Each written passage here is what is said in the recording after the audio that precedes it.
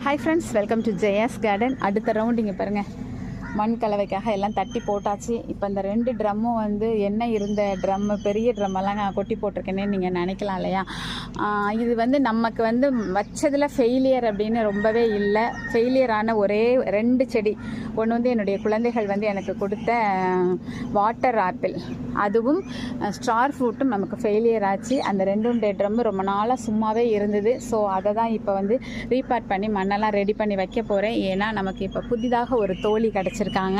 அந்த தோழியினுடைய ஊரில் வந்து எல்லாமே வந்து விலை குறைந்த அளவில் பல மரங்கள் விற்கப்படுகிறது அப்படிங்கிற செய்தி எனக்கு அவங்க மூலமாக கிடச்சிச்சு.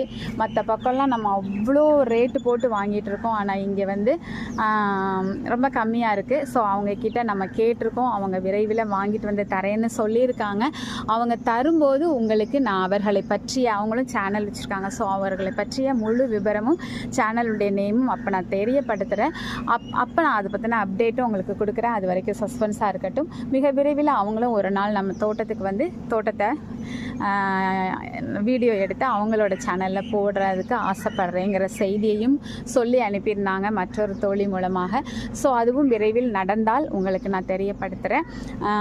ஓகே, ஸோ அவர்கள் மூலமாக ஏதாவது ஒரு பழமரங்களை வாங்கி இந்த தொட்டியில் வைக்கலாங்கிற இதில் தான் நான் வந்து மண் ரெடி பண்ணிகிட்ருக்கிறேன். மிக விரைவில் அவர்கள் மூலமாக நம்மளுடைய தோட்டத்தில் அதிகமான பல மரங்கள் வைக்கிறதுக்கு வாய்ப்பு இருக்குதுன்னு சொல்லி நம்புகிறேன். அதுக்கு முன்னாடி அந்த சந்தோஷமான செய்தியை உங்ககிட்ட நான் பகிர்ந்துட்டேன்.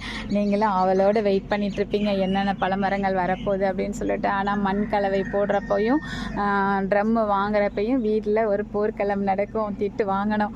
சரி பரவாயில்ல, திட்டு வாங்கி தானே இவ்வளோத்தையும் செஞ்சுருக்கோம், வைப்போம். ஏன்னா எனக்கு ரொம்ப ஆசை வந்து செடிகளை விட பழமரங்கள் மீது. அப்படியே சில பேர்லாம் பழங்களை பறித்து சாப்பிடுவாங்களா, நம்ம வீட்டில் அந்தளவுக்கு இல்லை. ஒன்று காய்க்குது, அது முடிஞ்சால் அடுத்து ஏதாவது காய்க்குது, அப்படி தான் இருக்குது. ஸோ தொடர்ந்து பழமரங்களுடைய காய்ப்பு இருக்கணுங்கிற ஆசை எனக்கு இருக்குது. ஸோ அதையும் மிக விரைவில் நிறைவேற்றி வைக்கணும் அப்படின்னு நினைக்கிறேன். நிறைவேற்றிடுவேன்னு நினைக்கிறேன். பார்க்கலாம். பாய்.